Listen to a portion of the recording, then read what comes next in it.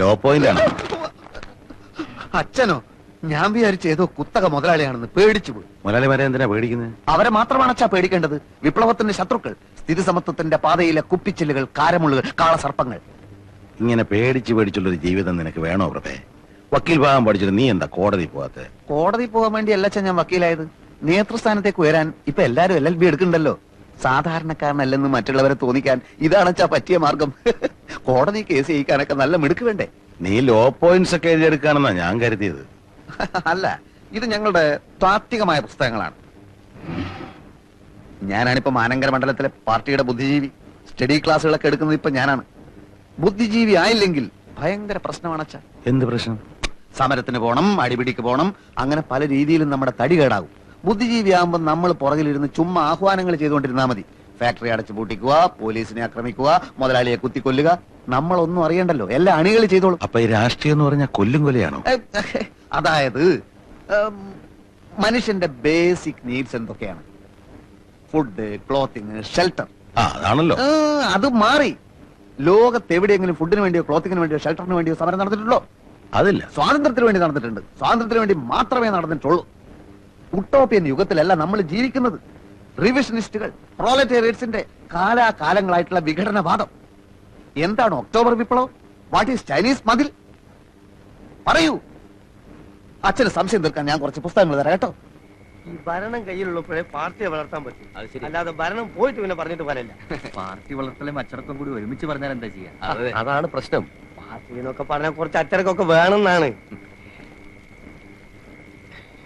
President, ഈ ചൂട്ട് എന്താ ചെയ്യണ്ടേ?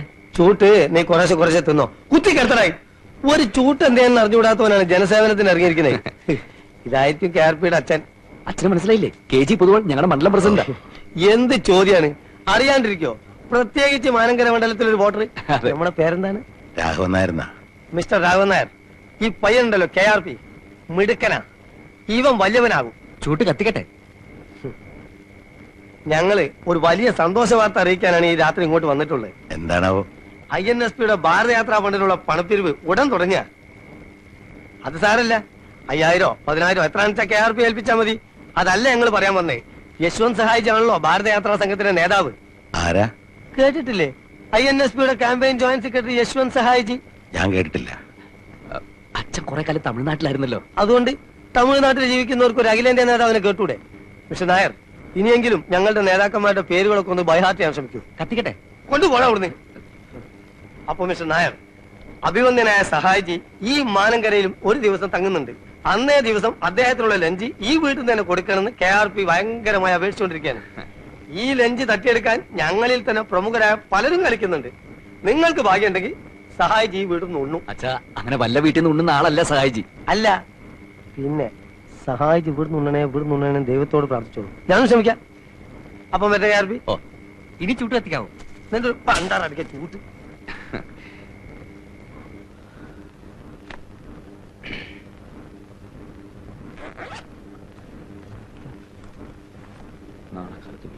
പ്രകാശ. എന്താ അച്ഛാ? അല്ല, നിന്റെ നേതാവ് വേറെന്തോ ഒരു പേരാണല്ലോ നിന്നെ വിളിച്ചത്. RSPയോ KSPയോ? അല്ലച്ചാ, KRP. പൊളിറ്റിക്കൽ സർക്കിളിൽ ഞാൻ പറയപ്പെടുന്നത് അങ്ങനെയാ. കോട്ടപ്പള്ളി രാഘവൻ നായർ പ്രകാശൻ, അതാണ് KRP. അയ്യേ, പ്രകാശ് എന്നുള്ള പേര് നല്ലതായിരുന്നില്ലേ? പക്ഷെ ഒരു രാഷ്ട്രീയ നേതാവിന് 3 അക്ഷരമുള്ള ഇംഗ്ലീഷ് പേര് രാശിയ. ഇപ്പോ MGR, NTR, PKB, EMS, AKG എല്ലാം 3 അക്ഷരല്ലേ? ഞാൻ KRP 3 അക്ഷരം. ഓ, അതാണല്ലേ. പക്ഷെ മോൻ ഇത്ര വലിയ നേതാവൊക്കെ ആയിട്ടും നമ്മുടെ ആനന്ദനെ ഒന്ന് സഹായിക്കുന്നില്ലല്ലോ. ഏതാനന്ദൻ? നിന്റെ ചേച്ചിയുടെ ഭർത്താവ്, അല്ലാണ്ടാരാ? ഓ, അതാണോ? അച്ഛാ, അളിയൻ ചേട്ടന്റെ കൂടെ കൂട്ടുകൂടി ഞങ്ങളുടെ പാർട്ടിക്കാരെ മുഴുവൻ തല്ലി ചതച്ചതാ.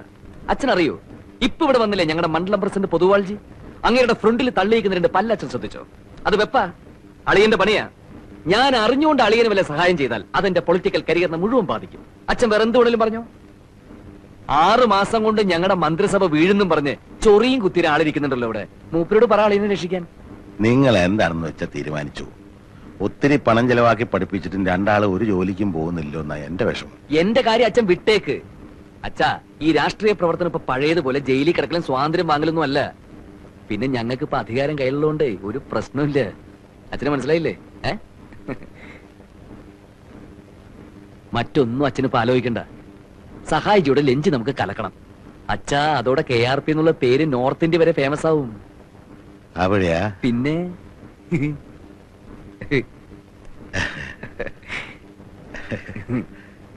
അവര് പറയുന്നത് മുഴുവൻ വിശ്വസിച്ചോ?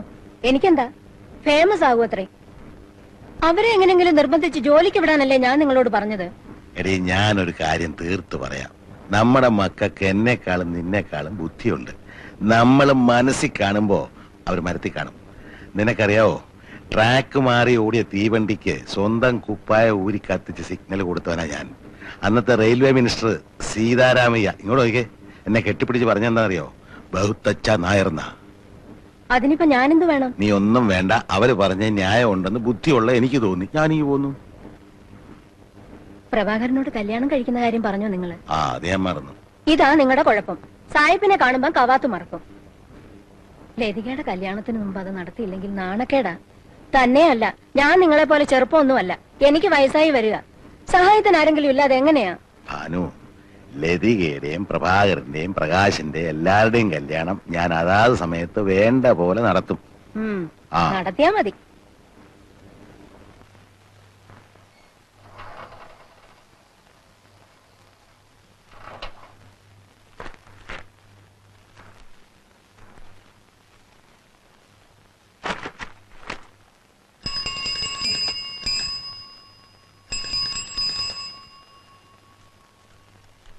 ആ, ഇതാ ബില്ല്.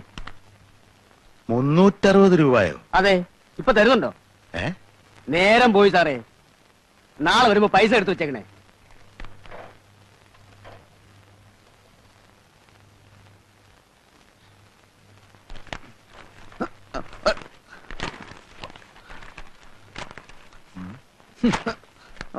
ആരാ മക്കളെ ഇത്രയും പത്രങ്ങൾക്ക് പൈസ കൊടുക്കുന്നത്? അമ്മയാണച്ചാ. മാസം 360 രൂപയോ? അവൻ വരുത്തുന്ന മൂരാച്ചി പത്രങ്ങൾ നിർത്തിയ കച്ച. ഞാൻ അയക്കുന്നത് ഇന്ന് ഇത്രയും രൂപ എങ്ങനെയാ ഭാനു പത്രത്തിന് കൊടുക്കുന്നെന്ന് എനിക്ക് മനസ്സിലാകത്തത്. അത് അച്ഛാ, ഞാൻ ഇവിടുന്ന് അങ്ങനെ അധികം ഭക്ഷണമൊന്നും കഴിക്കുന്നില്ലല്ലോ. പാർട്ടി ഓഫീസിലെ പരിപ്പോടെയും ചായ മാത്രമേ ഉള്ളൂ. ഞങ്ങൾ അധ്വാനിക്കുന്ന ജനവിഭാഗമാണല്ലോ. ഇത് അമ്മ എന്റെ ഭക്ഷണത്തിൽ നിന്ന് ലാഭിക്കുന്നതാ. ബഡ്ജറ്റിൽ ഗംഭീര നികുതി ഇളവ്. കഴിഞ്ഞ സർക്കാർ പാവങ്ങളുടെ മേൽ അടിച്ചേൽപ്പിച്ചിരുന്ന അമിത നികുതികൾ റദ്ദാക്കിക്കൊണ്ടതാണ് പുതിയ സർക്കാരിന്റെ ബഡ്ജറ്റ്. വിപ്ലവാത്മകമായ നികുതി ഇളവുകളാണ് പുതിയ സർക്കാർ പ്രഖ്യാപിച്ചിട്ടുള്ളത്. ഉള്ളിയുടെ വില കുതിച്ചുയർന്നു. കൊച്ചി August 17. 3 മാസം മുൻപ് വരെ 40 കിലോ അടങ്ങുന്ന ഒരു ചാക്ക് വലിയ ഉള്ളിക്ക് 70 രൂപയായിരുന്നത് പുതിയ സർക്കാർ വന്നതിന് ശേഷം 8 ഇരട്ടിയായി വർദ്ധിച്ച് 540 രൂപയായിരിക്കുന്നു. പാവങ്ങൾ ഇനി അങ്ങോട്ട് ഉള്ളിയില്ലാതെ ജീവിക്കേണ്ടി വരുന്ന ഒരു സ്ഥിതിവിശേഷമാണ് സംസ്ഥാനത്ത് സംജാതമായിരിക്കുന്നത്. നിത്യോപയോഗ സാധനങ്ങളായ വെണ്ണ, ചീസ്, ചീപ്പ്, കത്രിക തുടങ്ങിയവയുടെയും വില കുറഞ്ഞു. പൗഡർ, സുഗന്ധദ്രവ്യങ്ങൾ, തുണി തിന്നാൻ ഉപയോഗിക്കുന്ന സൂചി തുടങ്ങിയവയുടെയും വില കുറച്ചു. ഇനി ജനങ്ങൾക്ക് രാവിലെ ഉച്ചക്കും രാത്രിയിൽ ഇഷ്ടം പോലെ സൂചി വാങ്ങി തിന്നാലോ. അച്ഛ, ഇത് കണ്ടോ? ക്രമസമാധാന നില ആകെ തകരാറിലായിരിക്കാണ്. പോലീസ് നിർവീര്യമായി നിൽക്കുക. പഴയ സർക്കാർ തന്നെയാണ് അധികാരത്തിലിരിക്കുന്നതെന്ന് കരുതിയാണ് പോലീസിന് യാതൊരു ജാഗ്രതയും ഇല്ലാത്തതെന്ന് മുഖ്യമന്ത്രി. എല്ലാം ശരിയായി വരാൻ കുറച്ച് സമയം പിടിക്കും. ഇന്ന് സ്കൂൾ സമരം വല്ലതും ഉണ്ടോ പത്രത്തില്? ഇന്നൊന്നും കാണുന്നില്ല. പക്ഷേ വലിയൊരു സമരം വരാനിരിക്കുന്നുണ്ട്. എല്ലാം തകിടം മറിക്കുന്ന വിമോചന സമരം. ഒരു ബസ് കണ്ടക്ടറും സ്കൂൾ കുട്ടിയും തമ്മിൽ എന്താ പ്രശ്നമുണ്ടെന്ന് കേട്ടു. ഇന്ന് സമരമൊന്നും ഇല്ലല്ലേ? കഷ്ടായിപ്പോയി. വോട്ട് ചെയ്ത് ജയിപ്പിച്ച ജനങ്ങൾ പാഠം പഠിക്കുമെന്ന് പ്രതിപക്ഷ നേതാവ്.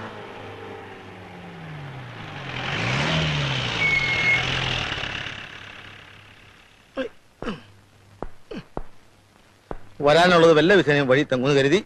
പക്ഷെ നടന്നില്ല. കാലിനെന്ത് പറ്റിയാണെന്താ? കാലിന് പറ്റിയത് വെളിയിൽ നിന്നുള്ള കാഴ്ചയാ. ഷട്ടൂരിയാൽ ദേഹാസകലം നീലിച്ച പാടുകളാ. ദോഷം പറയരുതല്ലോ. വളരെ ബുദ്ധിപൂർവമായ നീക്കത്തിലൂടെയാ അവരെന്നെ പെരുമാറിയത്. INSPയുടെ ജാഥയ്ക്ക് നേരെ കല്ലേറുണ്ടാവുന്നും പ്രൊട്ടക്ഷൻ കൊടുക്കണമെന്നും സർക്കിൾ എന്നെ വിളിച്ചു പറഞ്ഞു. പക്ഷെ ജാഥയ്ക്ക് നേരെ കല്ലേറുണ്ടായില്ല, എനിക്ക് നേരെ ഉണ്ടായി. എല്ലാ ഏർപ്പാടുകളും ഇവര് തന്നെ ചെയ്തതാ. ഏറ് തുടങ്ങിയ പിന്നെ ജാഥ അക്രമാസക്തമാവുമല്ലോ. അക്രമാസക്തമായി. എല്ലാ അക്രമവും എന്റെ നേരേക്കായിരുന്നു എന്ന് മാത്രം. ഞാനും വിട്ടുകൊടുത്തില്ല. സർവശക്തിയും സംഭരിച്ച് ഞാൻ ഓടി. ഒരു തോട്ടി ചാടി. തോട്ടിലൂടെ 7 കിലോമീറ്റർ ഒഴുകിച്ചെന്ന് ഒരു കരക്കടിഞ്ഞു. സന്തോഷമായല്ലോ. താനും തന്റെ പാർട്ടിപ്പെട്ട സകല ഡൂക്ലികളും കാണിച്ചെന്ന എല്ലാവരെയും എന്നാൽ കഴിയുന്ന വിധം ഞാൻ തല്ലി. ഒരളിയനോട് ഇങ്ങനെ തന്നെ വേണം പെരുമാറാൻ. 6 മാസത്തിനകം ഈ സർക്കാർ നിലംപതിക്കും. എനിക്കിനി മേലും കീഴ് നോക്കാനില്ല. പ്രമോഷൻ, CM ന്റെ സെക്യൂരിറ്റി ചീഫ് എന്തെല്ലാം പ്രലോഭനങ്ങളായിരുന്നു. നേര് പറഞ്ഞാ ഞാനിവിടെ വന്നത് നിന്നെ കാണാൻ വേണ്ടിട്ടാ. ഇടിവെട്ടിയവനെ പാമ്പ് കടിച്ചെന്ന് പറഞ്ഞ കൂട്ടത്തില് തല്ലും മേടിച്ച് സ്റ്റേഷൻ ചെന്നപ്പോ അവിടെ കിടക്കുന്നു മനോഹരമായ ഒരു ട്രാൻസ്ഫർ ഓർഡർ കാസർഗോഡ് ജില്ലയിലെ ഏതോ ഒരു കാട്ടിലേക്ക്. പറയാൻ എനിക്ക് അർഹതയില്ല, എന്നാലും എന്നെ രക്ഷിക്കാൻ വല്ലതും ചെയ്യാൻ പറ്റുമെങ്കിൽ ചെയ്യാം. അല്ലേ ഞാൻ പോട്ടെ. ആനന്ദ നീ ഇരിക്കേ. ഇരിക്കാനൊന്നും നേരമില്ല അച്ഛാ, നാളെ ജോയിൻ ചെയ്യണം. ആനന്ദ ആനന്ദൻ മോനെ ലതയും കുഞ്ഞുങ്ങളും. അതിനെപ്പറ്റി ഒന്നും ചോദിക്കണ്ട, എനിക്ക് ഭ്രാന്തായി പോവും. ആ ആനന്ദ നീ പോവാണോ? ആ. ചായ എടുക്കണ്ടേ? വേണ്ട വേണ്ട, അയ്യോ നിന്റെ കാലിലെന്ത് പറ്റി? ഒന്നും പറ്റിയതല്ല. ഞാനേ ഒരു നാടകത്തിൽ ചട്ടുകാരനായിട്ട് അഭിനയിക്കുന്നുണ്ട്, അതിന്റെ റിഹേഴ്സൽ എടുത്തോണ്ടിരിക്കുക.